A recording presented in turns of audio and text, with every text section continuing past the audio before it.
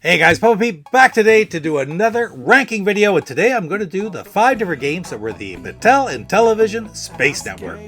Now Mattel created different networks for their game releases back in the early days of the Mattel Intellivision, such as the Sports Network, the Action Network, the Space Network, the Strategy Network, etc, etc. And at the very start, they actually didn't have a Space Network, but they created it. And originally they put some of their space games in the Action Network, which were red box games. But shortly thereafter, I'd say around 1981, mid-1981, they decided they're going to put enough space games that they created their own network. So let's take a look at the first one. The first one is, of course, the bottom shooter. One of the most famous games on the system, was actually a pack-in title for quite a while, and that is Astro Smash. And Astro Smash has a lot of different features in it that a lot of space shooters are missing. It really introduced a system where when the asteroids get to the Earth, it doesn't kill you, it takes away points, and it was really different for things to actually be able to reach the ground. You didn't have to hit everything coming down at you.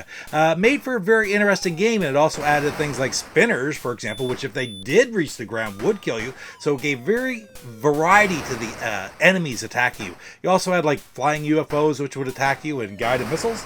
But overall, it was one of the most popular games on the Intellivision system, and like 4 of the 5 Space Network titles sold over 1 million copies for Mattel back in the day. So where do I put Astro Smash? Of course, one of the most famous ones. I'm going to give Astro Smash a solid A rating. Next up, we have one of the lesser-known titles that are in the Space Network, and that is the title Space Hawk. Originally, it came out, it was going to be kind of the answer to Asteroids on the Atari. I mean, there's no hiding that fact.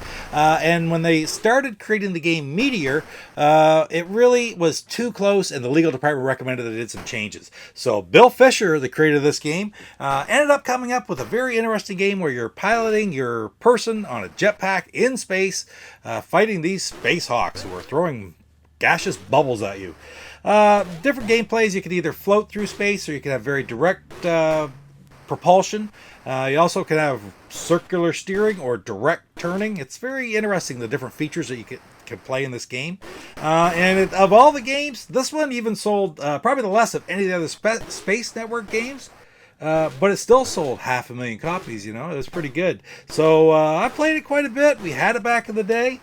And I am going to give Space Hawk, thinking about it, you know, I'm going to give it a good C rating. And next up, we have a couple of the games that were released on both the Space Network and the Action Network. We're using the Space Network here, though. We'll hold them up. And this is Space Armada, and there's no difference between these two games here. They're basically the same game, just a different colored box and different network on the side. So this one's more difficult to find. But both are fairly common. But at the end of the day, what's Space Armada? Space Armada is one of the multitude of Space Invader clones that were released for various systems back in the day, and this was Intellivision's, version of that clone. And how did they do? Well, they introduced some very different things in this game that you didn't see in Space Invaders. What you would get is different types of missiles and bombs coming at you, whether it was exploding bombs or different guided missiles. They had the UFO at the top, but it was also a little bit different. When you hit it, your bunker reappeared down at the bottom. It was a very interesting little feature. Different, had a different feel to it. But overall, I really did enjoy Space Armada a lot. And of course, it's the basis of a new homebrew made by Intellivision called Space Invaders on the Intellivision. Just released, I think, 1.5 2 years ago. Available in the ROM's Vault as a ROM-only release right now for like $5. And it takes the best of both worlds, the structure of Space Invaders, and gives it all the different features of Space Armada. So I really like that. But at the end of the day, where am I going to put Space Armada? I'm going to give Space Armada a solid B rating. So next up, we have the other game that was also released on the Action Network, or in the Action Network, and that is Space Battle. Here's the Space Network version. Here's the Action Network version. And there is a subtle difference in these ones. When this one was first made, it was found to be a little bit too easy. So what they did when they rebranded it from the Action Network into the Space Network, they took the easiest level off of this game and they added one level harder, and those are the 4 different levels that are available in the Space Network version of Space Battle. So interesting little fact, but I'm going to tell you this right now, it is an absolutely phenomenal game. It really introduced, Star Wars Arcade was big back then, of course. Everybody wanted to fly an X-Wing and shoot down TIE fighters and such, and this didn't have TIE fighters in it, but what it did have was like Cylon Warriors, right? The Cylon, what they call Raiders. And they didn't get the license for Battlestar Galactica. It was originally going to be a Battlestar Galactica game, but they still sort of resemble those ships. So later on, there's a Battlestar Galactica Space Battle, homebrew again from Intellivision, which you really should check out. Same thing, available digitally in the ROMs vault, and it's phenomenal. So one of my actual all-time favorite games right here.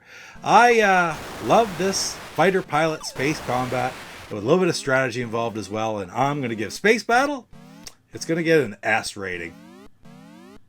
Now, as for the last game in the Space Network, of course, every game sort of had to have a premise that's not very well hidden a lot of the times, but they didn't have the license per se, and that is Intellivision Star Strike. And it's the trench run from Star Wars. I mean, it's very obviously what it is. It's very obviously what we saw back in the day, and why everybody wanted to play this game. It was a big seller, over 1 million copies, and, you know, it had the total destruction of a planet. And Star Strike features our most exciting visual effect, total destruction of a planet. Yeah, as much as people love this game, it also had a lot of shortcomings as well, a little bit difficult to control, a little bit difficult concept for more simple minded gameplay. It certainly wasn't as easy as the Star Wars versions like in the arcade and such. But at the end of the day, I'm going to give Star Strike, I'm going to give it a C rating. Well, guys, that's it for today. All 5 games from the Mattel Space Network. You know, they're all pretty good games to play. You really should try them all out. They all have, well, Space Battle is an absolute classic. The other ones all have their pluses and minuses, their strengths and weaknesses. And, of course, if you're a collector, you got to have the Action Network versions of those games as well. But anyway, guys, thank you so much for joining me today. And we will see you in the next rankings video. Papa Pete, the old-ass gamer.